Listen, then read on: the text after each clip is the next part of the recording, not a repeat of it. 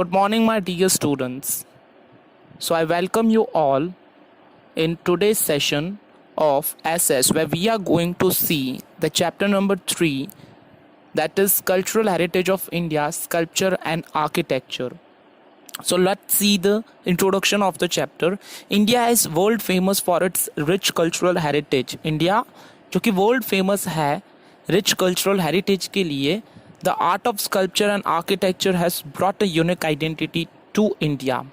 और इसका स्कल्पचर और आर्किटेक्चर की जो आर्ट है उसने इंडिया को एक अलग पहचान दी हुई है. Town planning of Indus culture of ancient India was greater than contemporary town planning of the world and it is very remarkable. तो जो टाउन प्लानिंग इंडस कल्चर के अंदर हुआ था, यहाँ पे पिक्चर में बहुत अच्छी तरह से शो किया हुआ है मोहेंजोदारो का जो टाउन प्लानिंग है.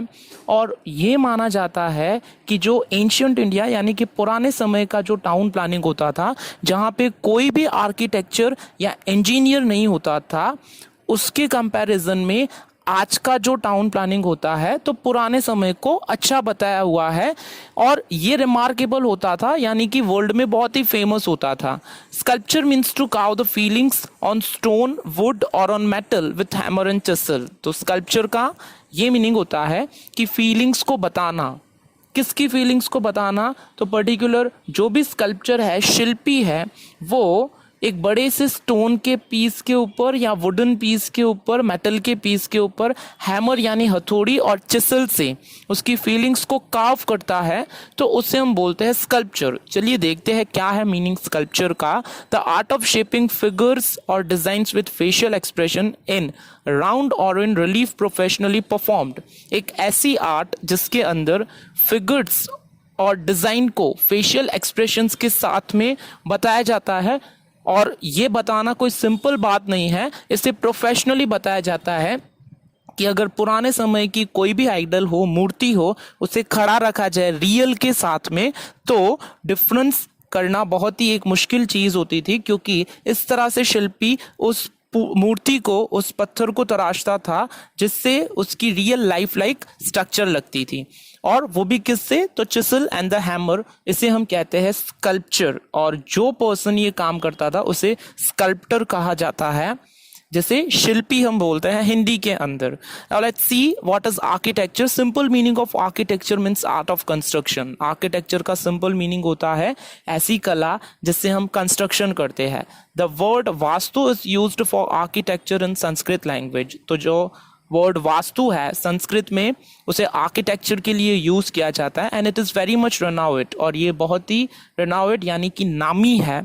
In this reference art of constructing building. और इसी को रेफरेंस लेकर, संस्कृत के वर्ड वास्तु को, आर्किटेक्चर को रेफरेंस लेकर, तो जो कंस्ट्रक्शन होता है buildings, houses, towns, wells, forts, minarets, temples, mosque and tombs is called architecture. और पुराने समय से लेकर अब तक जो भी इन आर्किटेक्चर का, जो मॉन्यूमेंट्स का कंस्ट्रक्शन हुआ है, उसे हम आर्किटेक्चर बोलते हैं. Skill of architect is seen in the art of his architecture. और ऐसा पर्सन जो कोई काम करता है जिसके अंदर ये कला होती है, उसे हम आर्किटेक्ट बोलते हैं.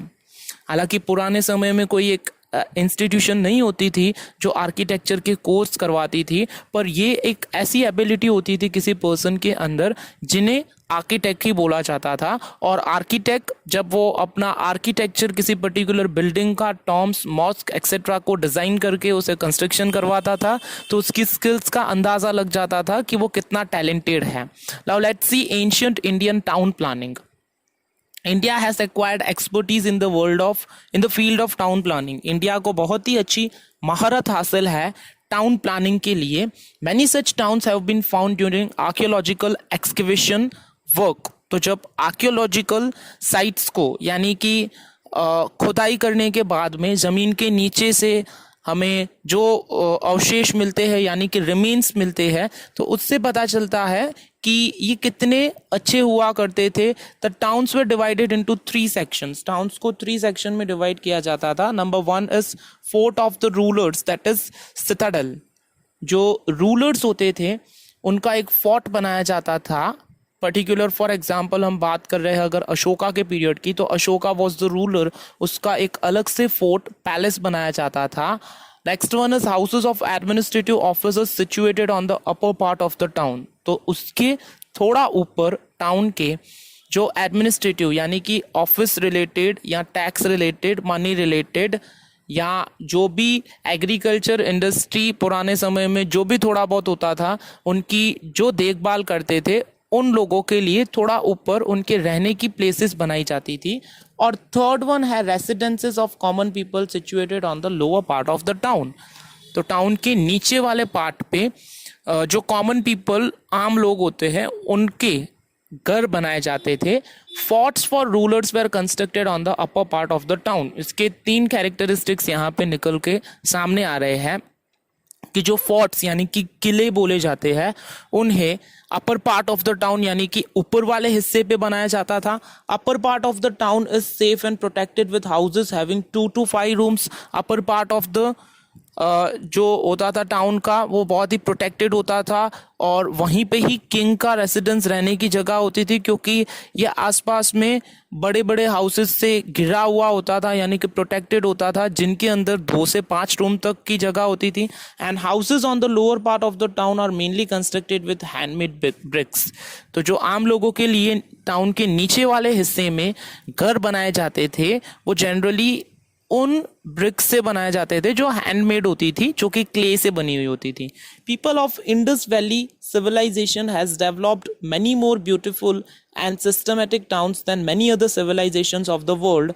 From architectural point of view, among of them Harappa and Mohenjo-daro had the best town planning। और इंडस वैली सिविलाइजेशन के जो पीपल हुआ करते थे, उनका टाउन प्लानिंग सबसे बेस्ट माना जाता है आज तक भी, एंशियंट इंडिया में भी, क्योंकि इनकी जो टाउन प्लानिंग होती थी वो ब्यूटीफुल होती थी और सिस्टमेटिक होती थी बाकी other civilizations of the world की कंपैरिजन में। और मोहिंजो-दारो एंड हड़प्पा सिविलाइजेशन के जो पीपल होते थे, उनकी टाउन प्लानिंग को सबसे बेस्ट कंसिडर किया जाता है as compare to the other civilizations of the world. तो चलिए देखते हैं मोहिंजो-दारो के अंदर क्या दिया हुआ है। इन 1922 archaeologist name Rakhaldas Banerjee and Dayaram Sahani found out remains of huge town planning during excavation work which was being carried out under the guidance of Sir John Marshall and Colonel Mackay in Larkan district, now in Pakistan, of Mohenjo-daro. Mohenjo-daro means the heap of the deeps. अब ये मोहनजोदारो का जो remain है, सबसे पहले 2 ऐसे persons थे जिनका नाम था रखलदास बैनर्जी एंड दयाराम साहनी, की जो एक्सकेवेशन वर्क का यानी कि माइंस का और इन सब का जो मिट्टी को खुदाई करके काम जब उनका चल रहा था, तो 1922 की बात है जब मार्शल और कर्नल मेक के अंडर में ये लारकान डिस्ट्रिक्ट ऑफ पाकिस्तान, अब पाकिस्तान में सिचुएटेड है, तब जब ये काम कर रहे थे तो उन्हें कुछ अवशेष यानी कि रिमेन्स मिले हुए थे मोहनजोदारो के। और ये मोहनजोदारो का मीनिंग होता है हीप ऑफ द डीड्स, यानी कि हीप ऑफ द डीड्स यानी कि एक ऐसा भंडार जो कि हम कोई भी काम करते हैं यानी कि कर्म करते हैं उससे बनता है। तो फर्स्ट वन जो दिया हुआ है, it is construction of the town, municipal commission from the point of view of town planning Mohenjodaro is the best. Municipal composition की व्यू पॉइंट से अगर हम देखें तो टाउन प्लानिंग में मोहनजोदारो सबसे बेस्ट हुआ करता था। Houses were built on high plinth to protect them from floods and dampness. The houses of rich people were double-storied, having 5 to 7 rooms, while those of poor people were single-storied, having 2 to 3 rooms. The town was fortified. The main entrance of the house was opened on the side lanes and not on the main roads. Remains of storehouses, kitchen and bathrooms were found in every house. There was proper arrangement of doors and windows to keep the houses airy and ventilated. तो ये जो houses होते थे मोहनजोदारो के best इसीलिए माने जाते हैं क्योंकि यहाँ पे जो रिच पीपल के हाउसेस का कंस्ट्रक्शन होता था वो हाई प्लिंथ पे, सबसे पहले तो ये जो हाउसेस बनाए जाते थे वो हाई प्लिंथ पे यानी कि ज़मीन से जो एक लेवल होती है उससे थोड़ा ऊपर बनाए जाते थे। इसका रीज़न ये है कि ये फ्लड से और डैम्पनेस यानी कि बारिश जब होती है तब जो नमी या मॉइस्चर हो जाता है उससे दीवारों में जो नमी लगने लगती है उससे हाउसेस गिरने लगते हैं। तो ये ना हो जाए, फ्लड्स ना आ जाए, डैम्पनेस की वजह से ना गिर जाए हाउसेस, तो इन्हें ऊंची हाइट पे बनाया जाता था। और सेकंड थिंग ये है कि रिच पीपल के जो हाउसेस होते थे वो मल्टी स्टोरेड यानी कि 2 फ्लोर्स के होते थे जिसमें 5 to 7 रूम्स होते थे। और पुअर पीपल के हाउसेस सिंगल स्टोरी या एक ही फ्लोर का बनाया जाता था जिसके अंदर limited number of the rooms होते थे। और रिमेन से ये पता चलता है कि सभी हाउसेस के अंदर बाथरूम का और अलग अलग जो फैसिलिटीज़ आज के टाइम पे यूज़ की जाती है किचन की, तो उनका भी अच्छी तरह से कंस्ट्रक्शन किया गया, ध्यान रखा गया है। और थर्ड थिंग ये कि सभी हाउसेस के अंदर विंडोज़ और डोर्स देखने में आते हैं ताकि हाउसेस को एरी यानी कि हवादार और वेंटिलेटेड हर समय उसके अंदर proper amount of the light आ सके। तो ये था फर्स्ट वन। और जो मेन एंट्रेंस होता था मोहनजोदारो के टाउन में जाने के लिए वो मेन रोड से ना होके जो अलग से दूसरा रोड होता था वहां से होता था, तो ट्रैफिक का भी अच्छा मैनेजमेंट किया जाता था। Next one is the road. Roads are the main features of the town planning. किसी भी टाउन प्लानिंग के अंदर रोड्स उसका मेन फीचर होते हैं। The roads were 9.75 meters wide. The small link roads crossed the major ones at the right angles. तो ये town के अंदर जो रोड्स थे वो 9.75 मीटर्स की विड्थ में, जो कि आज के मुकाबले बहुत ज़्यादा मानी जाती है, होते थे। और जो छोटी लिंक्स होती है रोड्स की वो बड़ी लिंक्स को राइट एंगल पे कनेक्ट करते थे, यानी बड़े रोड्स को वो राइट एंगल पे एल शेप में कनेक्ट करते थे। The roads were wide enough for a number of vehicles to pass at a time. Roads इतने बड़े हुआ करते थे कि एक से ज़्यादा व्हीकल एक ही बार में उसी रोड पे पास आउट हो सकते थे, इतने बड़े होते थे। Pits on the road side suggest that there might have been lamp post. और कुछ जो छोटे छोटे पिट्स यानी कि खड्डों से ये पता चलता है जो रिमेन्स में मिले थे कि वहाँ पे लैम्प पोस्ट भी, यानी रोड्स के ऊपर अंधेरा ना हो उसके लिए लाइट की फैसिलिटी भी की गई थी। And roads of town were straight main roads without any turns. जो रोड्स होते थे टाउन के वो स्ट्रेट होते थे without any kind of the turn, यानी कि ट्रैफिक बहुत अच्छी तरह से मैनेज हो सके। This is considered to be a speciality of the ancient time. ये सबसे बड़ी और अच्छी स्पेशलिटी मानी जाती है एंशियंट टाइम के अंदर। And there were 2 main roads. One was going from north to south and the other was going from east to west. Both crossed each other at a right angle. और 2 roads होते थे, एक north से south तक और दूसरा east से waste तक जाता था, और दोनों एक दूसरे को राइट एंगल पे क्रॉस करते थे। यानी कि मैथमेटिक्स का जो प्लस का साइन होता है उसी तरह से ये वही होता था, 4 रास्ता जिसको हम बोलते हैं लोकल लैंग्वेज में, वहाँ पे ये एक दूसरे को कनेक्ट करते थे। Number 3 is the drainage system. Drainage system means उसे कहा जाता है कि अगर बारिश होती है तो वो पानी रोड्स पे ना भर जाए, लोगों के घर पे ना आ जाए। तो क्या मैनेजमेंट किया गया था कि उसी बारिश के पानी को यूज़ करना।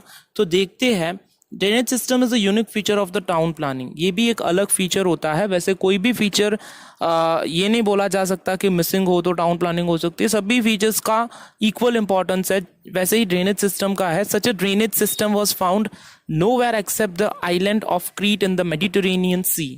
और ये जो मोहनजोदारो का ड्रेनेज सिस्टम प्लानिंग हुआ था वो इसके साथ में एक प्लेस से मेडिटेरेनियन सी में आइलैंड है क्रीट जिसका नेम है, बस वहीं पर ही देखने के लिए मिलती है। बाकी कहीं भी सिविलाइजेशन में ऐसी ड्रेनेज सिस्टम की प्लानिंग नहीं है। This system was built to drain dirty water out from the town. ये इस तरह से बनाया गया था कि अगर कोई भी डर्टी वाटर होता है तो जमा होने से पहले ही उसका ट्रीटमेंट हो जाता था। Each and every house has a cesspit. हर एक घर में एक सेसपिट बनाई गई थी जिससे जो भी पूरा हाउस होल्ड का वेस्ट है, डर्टी वाटर है, उस सेसपीट से निकल जाता था। This plan systematic and efficient drainage system. और ये एफिशिएंट और इफेक्टिव सिस्टमेटिक के साथ में क्लियरली ये भी प्रूव करता है there were careful about their health and hygiene. और ये लोग अपनी हेल्थ और हाइजीन को लेकर केयरफुल भी हुआ करते थे। Next one is the public baths. A huge bath was excavated at Mohenjo-daro. There was an arrangement to put fresh water in and dirty water out. अगर सब साथ में मिलके ह्यूज बाथ सिस्टम जिसे बोला जाता है उसकी भी साइट हमें देखने के लिए मिलती है, जहाँ पे ये अरेंजमेंट की हुई थी कि एक तरफ से फ्रेश वाटर आता है और दूसरी तरफ से डर्टी वाटर निकल जाता है। There might have been facility for hot water and small rooms for changing the clothes, और ऐसी फैसिलिटीज भी थी जहाँ पे गर्म पानी और चेंज करने के लिए क्लोथ्स की भी एक छोटे रूम बनाए गए थे. These public baths might have been used on festivals and religious ceremonies, और ये रिलीजियस सेरेमनीज पे, ओकेशंस पे, फेस्टिवल्स पे यूज होते थे. Next one is the public buildings. The ruins of 2 huge buildings have been found at Mohenjodaro. तो मोहनजोदारो में 2 बड़े ruins यानी कि पुरानी बिल्डिंग्स देखने के लिए मिलती है. They might have been used as a town hall और a theatre, as an administrative office और अ ग्रेनरी. तो इस बड़े प्लेस को थिएटर, एंटरटेनमेंट पर्पस के लिए या ग्रेनरी के लिए भी यूज किया जाता था, जहां एंटरटेनमेंट हो सकता है. The barrack of such buildings were also found out. Building का बराक भी फाउंड आउट हुआ था. This must have been used to accommodate soldiers. तो सिपाहियों को रहने के लिए ये बराक यूज हुआ करते थे. तो जिसका टाउन प्लानिंग बोला जाएगा सबसे बेस्ट है, वो है मोहनजोदारो. और next one is the Harappan civilization. In 1921, under the leadership of Sir John Marshall and Colonel Mick, Dayaram Sahni discovered very ancient remains of Indian civilization from Montgomery in Punjab district near Harappa. Harappa Punjab district के अंदर वही कॉलोनल जब work कर रहे थे, तो जो मोहनजोदारो 1922 में डिस्कवर हुआ, इसके एग्जैक्टली 1 साल पहले 21 में हरप्पन सिविलाइजेशन, जो पंजाब के पास में एक डिस्ट्रिक्ट है, उनके रिमेन्स मिले. The remains of Indus valley civilization were found from Rapar in Himalayan region, Alamgirpur at Meerut in Uttar Pradesh. इस सिविलाइजेशन के रिमेन्स इंडिया के अंदर हिमालयन रीजन में Ropar, Alamgiri at Meerut Uttar Pradesh, Kalibangan in Rajasthan, Lothal at Dholka in Gujarat, Deshalpur, Shikarpur in Kutch, Dholavira, Rangpur near Limbadi in Saurashtra, and Srinathgarh, Rojari near Golden, Kuntasi near Morbi and Somnath. ये कुछ ऐसी places है जहाँ पे Harappan civilisation के रिमेन्स फाउंड हुए हैं, अवशेष फाउंड हुए हैं इंडिया के अंदर. And the region of Sapta Sindhu river is a region of our Indian culture. जो सप्त सिंधु रिवर का एरिया था वो इंडियन कल्चर के लिए बहुत ही यूनिक था. The culture which developed here is known as the Indus valley civilization. और इसके बैंक पे, यानी इस सिंधु रिवर के बैंक पे जो कल्चर डेवलप हुआ उसे इंडस वैली सिविलाइजेशन माना जाता है. Its remains were found first of all from Harappa, that is why it is known as the Harappan civilization. क्योंकि इंडिया के अलग अलग पार्ट्स में इसके अवशेष मिले हैं, रिमेन्स मिले हैं, पर सबसे फर्स्ट ये जब पंजाब का एक टाउन है हरप्पा, वहाँ से मिले हैं. दैट्स वाई इसे हरप्पन कल्चर माना जाता है, सिविलाइजेशन माना जाता है. Copper and stone weapons and many other things were found from this region. Copper के स्टोन्स और वेपन्स, स्टोन्स के हथियार, ये बहुत सारे कुछ फाउंड हुए इस रीजन में से. That is why it is known as the copper stone age, और इसी की वजह से इसे कॉपर स्टोन एज माना जाता है. Town planning of Harappa civilization was very systematic. ये अगेन बहुत सिस्टमेटिक था. Its granaries and forts were remarkable. इसकी ग्रेनरीज और फोर्ट्स यानी कि किले बहुत रिमार्केबल, फेमस हुआ करते थे. People of that age were fond of wearing ornaments and such remains have been found. ऐसा माना जाता है कि तब के लोग गहने पहनने के लिए, ऑर्नामेंट्स पहनने के लिए बहुत ही जाने जाते थे, और इसी की वजह से इनके भी कुछ रिमेन्स यानी कि अवशेष मिले हैं. Next one is the Dholavira. A huge and systematic ancient town contemporary to Harappan civilization has been found 2 kilometers away from Dholavira village at Khadirbet in vast desert of Bhachau Taluka, which is about 140 kilometer away. एक बहुत बड़ा और ancient systematic town जो कि Harappan civilisation जैसा ही दिखने वाला है, जो धोलावीरा विलेज खादिरबेट बचाऊ तालुका गुजरात के कच्छ के पास में मिला था, जो 140 किलोमीटर्स अवे है एक बड़े वास्ट डेजर्ट यानी कि बड़े डेजर्ट से. Archaeological department of Gujarat served the heap of ruins. Gujarat का जो आर्कियोलॉजिकल डिपार्टमेंट है इंडिया का, वो गुजरात में विजिट करके गया और उसका सर्वे किया यानी कि चेक किया. After the officers of archaeological survey of India had undertaken the research work in 1990 AD, special task of excavation was carried out under the guidance of Ravindra Singh Bisht. और इसके कुछ रूइंस यानी कि 1990 एडी तक पूरा डिस्कवर नहीं हुआ था धोलावीरा तालुका, ये जो सिविलाइजेशन है। पर जब आर्कियोलॉजिकल डिपार्टमेंट ने सर्वे किया तो रविंदर सिंह बिष्ट जो कि आर्कियोलॉजिकल डिपार्टमेंट के ऑफिसर थे, उनके अंडर में एक्सकेवेशन का वर्क शुरू किया गया, यानी कि इसकी खुदाई की गई और फिर समझ में आया कि ये एक ऐसा टाउन है जहाँ पे एंशियंट पीपल रहा करते थे।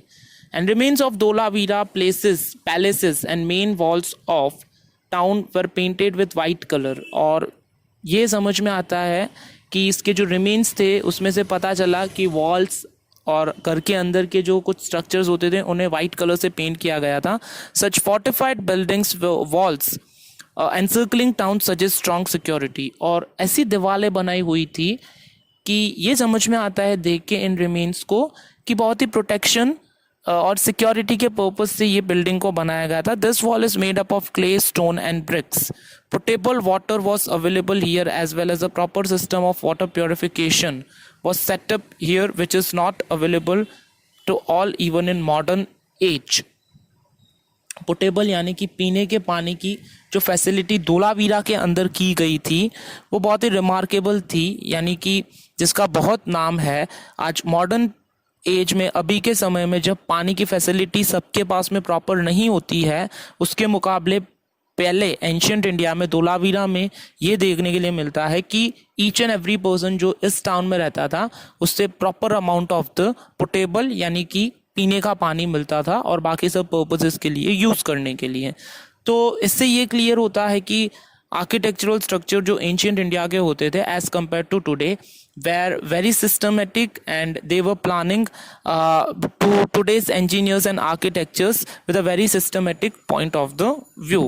Next one is the Lothal. Lothal is situated in Dholka Taluka of Ahmedabad district. Lothal Dholka taluka में सिचुएटेड है अहमदाबाद डिस्ट्रिक्ट के, यानी अहमदाबाद से थोड़ा ही दूर है। Dholka is a place between two rivers Bhogavo and Sabarmati. It is 18 kilometre far from Bay of Khambat from where 3 layers of human habitat were found. और ये टू रिवर्स के बीच में सिचुएटेड है, 18 किलोमीटर्स बे ऑफ खम्बात से दूर है, जहाँ पे 3 लेयर्स देखने के लिए मिलती है ह्यूमन हैबिटेट की. A huge dockyard was constructed to facilitate ships in the time of high tides at lower eastern part of the town. जो टाउन का लोअर ईस्टर्न पार्ट था वहाँ पे एक डॉकयार्ड बनाया गया था, यहाँ यानी कि जहाँ पे शिप्स को खड़ा रखा जा सकता है, तो अगर हाई टाइड्स आती है तो उससे बचने का पूरी फैसिलिटी की गई थी. And that is a unique feature of Lothal. Such dockyard storage ships etcetera show the proof of exports and imports. और इस डॉकयार्ड का ये भी मतलब होता है कि उस समय में जब इंपोर्ट एक्सपोर्ट होता था, यानी कि बिजनेस होता था किसी दो देशों के बीच में, तो इंपोर्ट एंड एक्सपोर्ट बेसिकली जिसको हम बोलते थे, वो भी हमें समझ में आता है कि तब होता होगा. This suggest that Lothal might be a rich and prosperous part of India. This is a matter of great pride not only for Gujarat but also for history of India.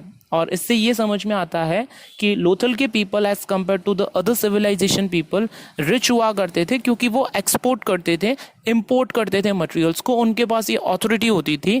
तो ये एक बहुत ही प्राउड मोमेंट है हमारी गुजरात के लिए, और not for the only Gujarat but entire हमारे इंडिया के लिए एक प्राउड मोमेंट, एक प्राउड है हिस्ट्री के अंदर. तो until now we have seen the cultural heritage and architecture of the India, कि एंशिएंट इंडिया में कौन से सिविलाइजेशन का आर्किटेक्चर होता था. So we are ending this session today at here. In our next session we'll continue this topic. So thank you for watching this video, students. Have a very nice day.